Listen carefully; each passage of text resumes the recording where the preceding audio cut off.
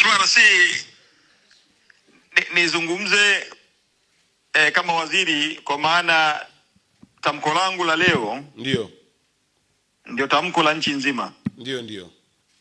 Kwa hiyo nikushukuru kwa kuniunganisha na madiwani wa Arusha. Ndio. Na nitakachokiongea leo ndio. Maana yake nazungumza na madiwani kote nchini. Sawa kabisa. Kwa hiyo nikupongeze sana kwanza. Ndio. Kwa kuifanya baraza la madiwani la Arusha ndio kuwa ni kituo cha sasa cha kutoa maelekezo kwa madiwani kote nchini. Nakushukuru sana Mheshimiwa Waziri. Nianze kwa kusema ndio Mheshimiwa Waziri, mafanikio ya serikali ya awamu ya 6 ndio imetekelezwa vyema. Ndio chini ya mamlaka za tawala za mikoa na serikali za mitaa. Sawa kabisa. Hii maana yake msingi wa kazi kubwa ndio ya nguvu na jasho, ufundi na ustadi ndio ambao umefanywa na madiwani kote nchi nzima, ndio wakizisimamia halmashauri zetu kote nchini. Sawa kabisa. Kwa hiyo nichukue fursa hii kuwapongeza ndio mamea wote nchini, ndio pamoja na meya wetu wa Arusha. Sawa kabisa. Kazi yao ndio imeandikwa sawa kabisa katika kitabu cha dhahabu. Sawa kabisa. Kwa sababu wameitumikia nchi hii. Ndio. Wamewatumikia Watanzania wanyonge. Sawa kabisa. Na ndio sababu nasema ndio mafanikio tunayoandika leo ndio ya serikali ya awamu ya 6 hasa katika utekelezaji wa miradi inayotekelezwa na mamlaka za serikali za mitaa ndio ni mafanikio ya pamoja. Sawa kabisa. Baina ya serikali kuu ndio na mamlaka za serikali za mitaa. Sawa kabisa.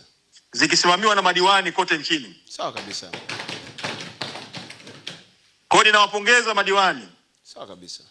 Na ninatamani sana tuwaone kesho wakati Mheshimiwa Rais anaendeleza awamu yake ya pili ambayo ndio itakuwa awamu ya mwisho ya uongozi wake katika serikali hii ya awamu ya 6. Sawa kabisa.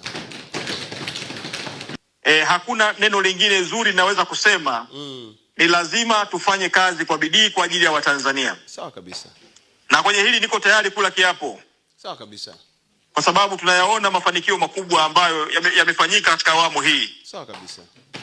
Kwa hiyo nichukue fursa hii kuwashukuru sana na kushukuru wewe kwa kazi kubwa na kazi nzuri katika mkoa wa Arusha. Ndio.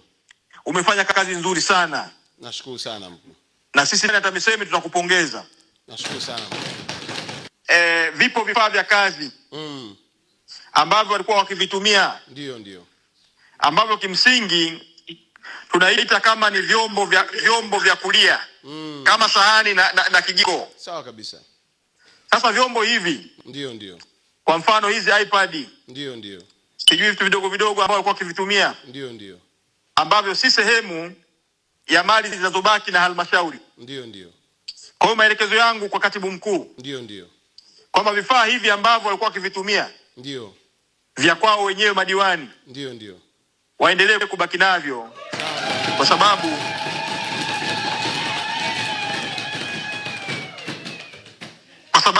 ndio humu ndani wameweka siri zao. Ndio.